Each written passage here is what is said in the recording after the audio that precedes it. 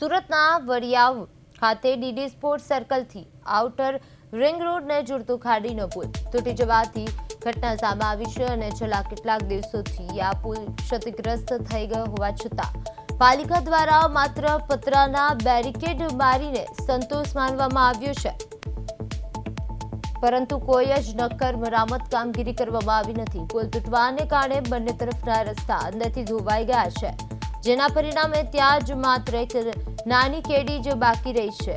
આ જોખમી માર્ગ પરથી વાહન ચાલકો પોતાની જાનના જોખમે વાહનો પસાર કરવા મજબૂર બન્યા છે। ખાડીનો આ મહત્વપૂર્ણ પુલ ક્યારે ફરીથી બનશે તે મોટો સવાલ બની ગયો છે। સ્થાનિક રહીશોમાં વહેલી તકે રસ્તો રિપેર કરી અને અવરજવર ચાલુ કરવાની ઉગ્ર માંગ ઉઠી છે।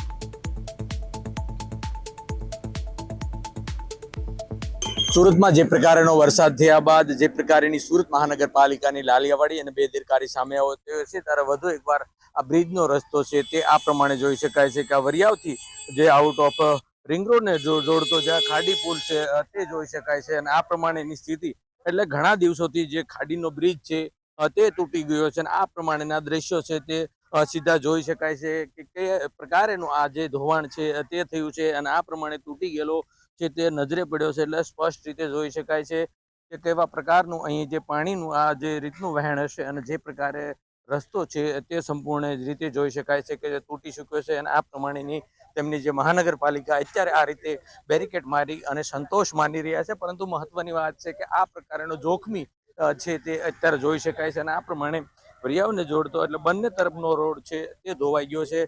ત્યારે સ્થાનિક સાથે જ વાત કરીશું, શું કેવું છે તેમનું, શું કહેશો આ ક્યારે રસ્તો ધોવાયો અને શું લાગે છે તમને?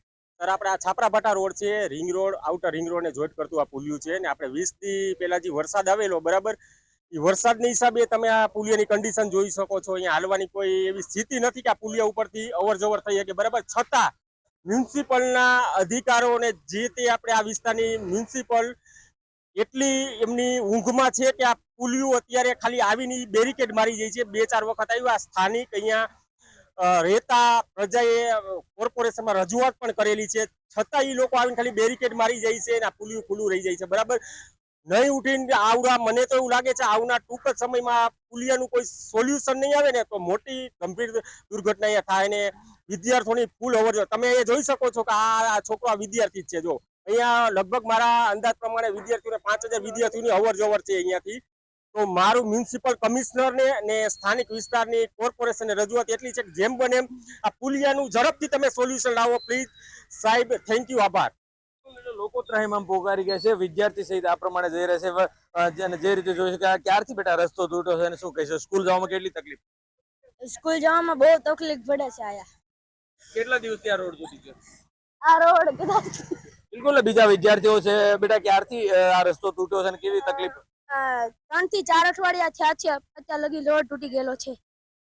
બિલકુલ, તો વિદ્યાર્થીઓ પણ જણાવી રહ્યા છે જે પ્રકારની બેદરકારી છે અત્યારે જોઈ શકાય છે। એટલે આ પ્રમાણેની તસવીરો છે તે સામે આવી રહી છે અને સુરતમાં આ પ્રમાણેની પરિસ્થિતિ છે તે જોઈ શકાય છે। ત્યારે આ રીતે દ્રશ્ય છે તે જોઈ શકીએ છે તેવા કે જે પ્રકારનો જે બ્રિજનો છે અહીં રસ્તો છે તે તૂટી ચૂક્યો છે અને આ પ્રમાણેનો ગરકાવ થયેલો છે। ત્યારે આ રીતે લોકોની સાથે હજુ વાત કરીશું, પરંતુ જે પ્રકારનો રોડ ધોવાયો છે અને પુલિયું આખું છે તે સંપૂર્ણ રીતે તૂટી ગયું છે। શું કે છો વડીલ? આ પહેલા વરસાદમાં થોડું ધોવાણું હતું ને, એ વખતે ફરિયાદ કરી હતી, કીધું થોડું ધોવાનું છે, રિપેર કામકાજ ચાલુ કરો, પણ રિપેર કાંઈ કર્યું નહીં, રસ્તો બંધ કર્યો બરાબર। તો રસ્તો બંધ કરેલો લોકો અવર જવર કરવા વાળા ક્યારે ખોલી નાખે છે ખબર નથી રહેતી અને ઘણી વખત વાહનો સામસામા ભટકાઈ જાય છે, કોઈ છોકરાઓને વાગી જાય છે, આકડમાં હાલવાનું રહે બધાને, એટલે છોકરાઓ હાલીને આવતા હોય તો એને તકલીફ પડે છે।